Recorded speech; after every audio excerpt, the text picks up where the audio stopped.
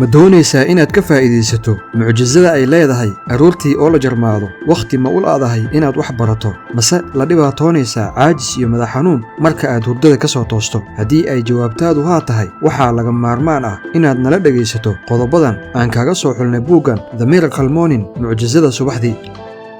magacayga waa cabdinaasir safaana. soo dhowaada saaxiibayaal.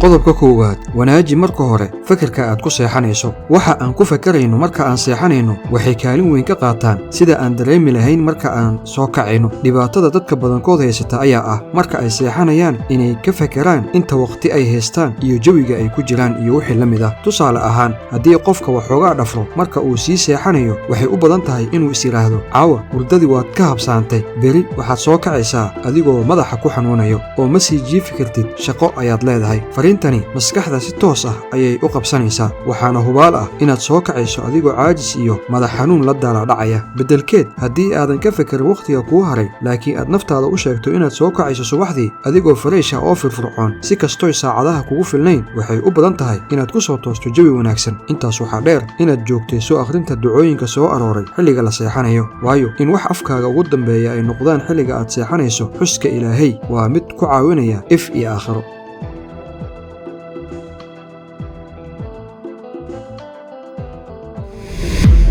qodobka labaad, iska fogay alaarmiga ama saacadda hurdada kaa kicinaysa ama midda kugu xiran moobaylkaaga. ma tahay qof mar walba demiya subaxdii dhawaaqa alaarmiga moobaylkiisa? badankeen waa arrin aan ku imtixaamannahay. haddaba si aad u beddesho noloshaada waa halka ay ka bilaabanayso. inaad demiso alaarmiga kadibna aad hurdada iska sii wadato waxay kaa weecinaysaa hadafkaaga nolosha. si aad arrintani ugu guulaysato, haddaba saacadda alaarmiga ama haddii ay kugu xiran tahay moobaylkaaga dhigo meel ka fog halka aad seexanayso, laakiin dhawaaqeedu kaa soo gaarayo, taasoo kugu qasbaysa inaad sariirta ka kacdo si aad u soo demiso. markaad soo kacdo si aad u demiso alaarmiga ha ku laaban gogasha, beddelkeed toos u aad suuliga, cadayso ilkaha oo weysayso. tani waxay kaa caawinaysaa inaad dareento fariish ama firfircooni meesha ka saaraysa caajiskii hurdada. intaas kadib cab koob biyo ah si aad isaga bi'iso haraadkii ay sababtay neeftii faraha badneed ee kaa baxaysay intaad hurdaysay. waxaad sii racsan kartaa inaad samaysato koob kafay diiran, qaxwo ama shaah, wixii adiga madaxaaga ku degayo.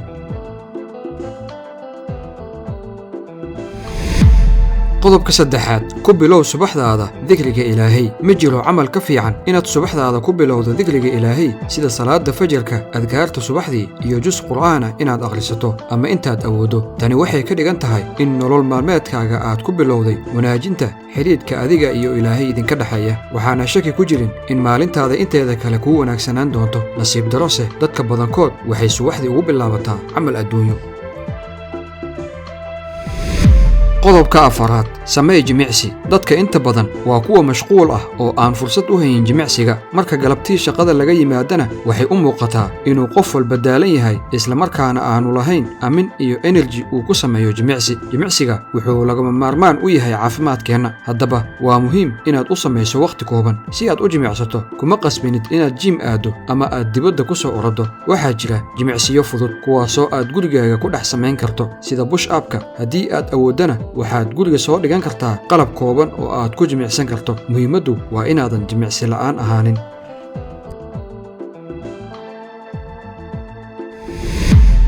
qodobka shanaad, wax aqri oo qor. wax akhriska iyo qoridda subaxdii waa laba howlqabad oo noloshaada u horseedaya guul degdeg ah. dhammaanteen waan heli karnaa wakhti yar oo aan ku aqrinno buwaagta aan nafteenna ku horumarin karno. waxaa jira buwaag aan tiro lahayn kuwaasoo kaa caawinaya inaad ka barato majaal kasta aad doonayso inaad nolosha ku guulaysato. uma baahnid wakhti badan aad wax ku akhriso, ha yeeshee 10 daqiiqo oo aad maalin walba joogtayso ayaa aqoon-yahan ku noqon kartaa. tan labaad waa inaad wax qorto. inaad qorto fikradahaaga, dareenkaaga iyo waxa aad baratay waxay faa'iido weyn u leeyihiin noloshaada. 10 daqiiqo ama intaad awooddo ayaad maalin walba u qorshayn kartaa. waxaad wax ka qori kartaa waxyaabaha aad doonayso inaad maalintaada qabato, qaladaadka aad gashay, casharadii aad baratay iyo wixii la mid ah. waxay tani kaa caawinaysaa inaad noloshaada si dhow ula socoto, inaadan samayn qaladaadkii hore iyo inaad xoogga saarto hadafkii aad dejisay.